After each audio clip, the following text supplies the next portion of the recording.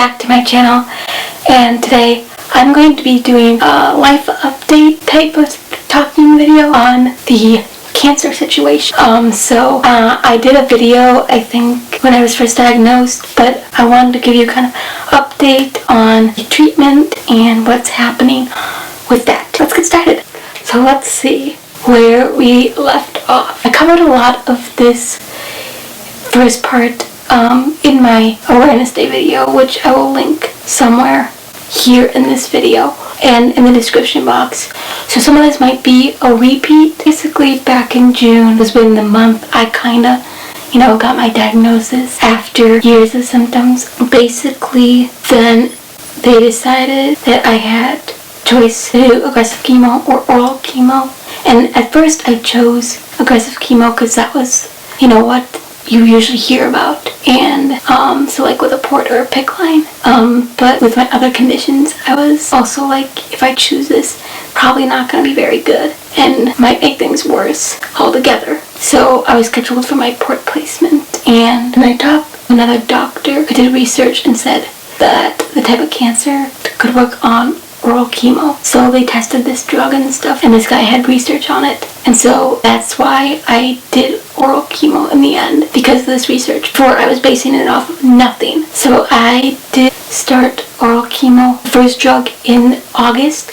On August 1st, it was everolimus, and to this day I'm still on it. And that one was pretty good. It only gave me mouth sores, really, which is painful, but nothing compared to the one I would have in November. August through September, I had, weekly appointments, and then November came, and they're like, let's see what this drug will do, because the combination of everolimus and this new drug was what they thought would help shrink the tumor. So I started this other one.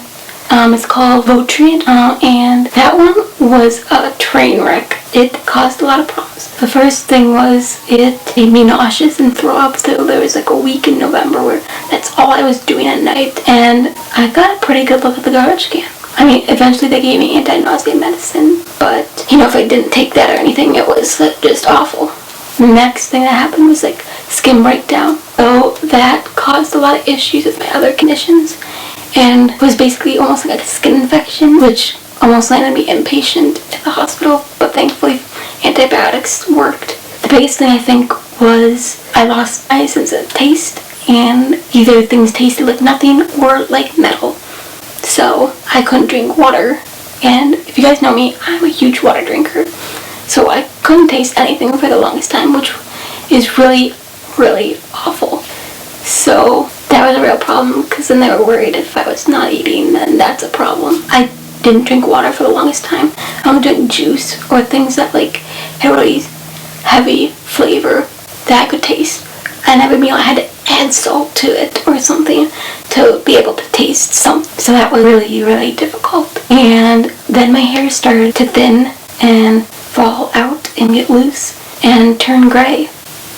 So I think you can see it in this video even. That's why a couple videos ago I was wearing a hat. But that became, I decided that, whatever. I mean, so what?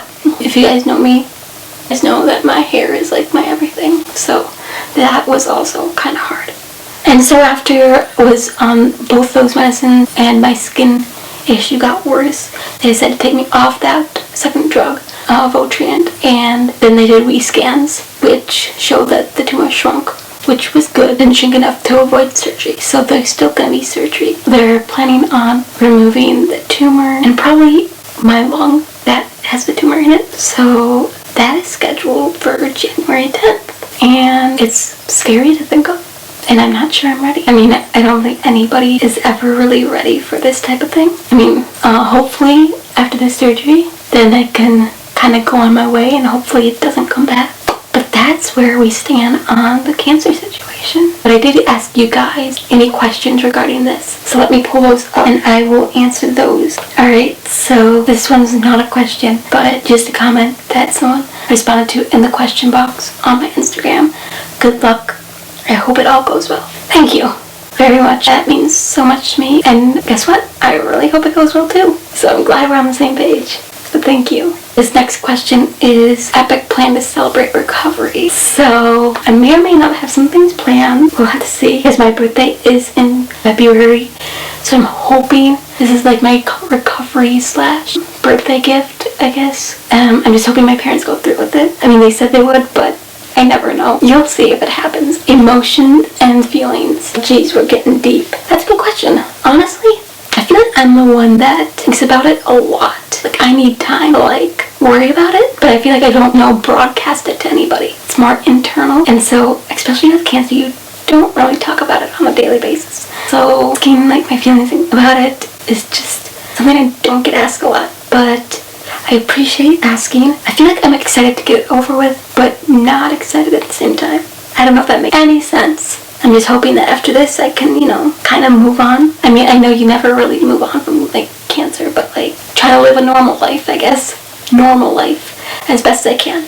How will it help? So basically, without getting too sciencey and without including too much medical jargon, basically if they remove the tumor, then it's not gonna, like, spread, but they also have to remove enough that it won't come back. We'll probably have to remove the entire lung so it doesn't, like, regrow back. And then the next question is, are you excited or are you nervous? Which I kind of answered before. I'm excited, like I said before, to get it over with. Yeah, I'm nervous because, I mean, they're removing my lung, man. I mean, kind of big. So, I mean, and it's not an easy surgery. Like, the 6-month recovery to go back to my normal, and it's like, I want to say 10 hours, I think, the surgery. It's not the easiest one in the book, but I have had longer, but not in a while. So that kind of concludes, where I'm at.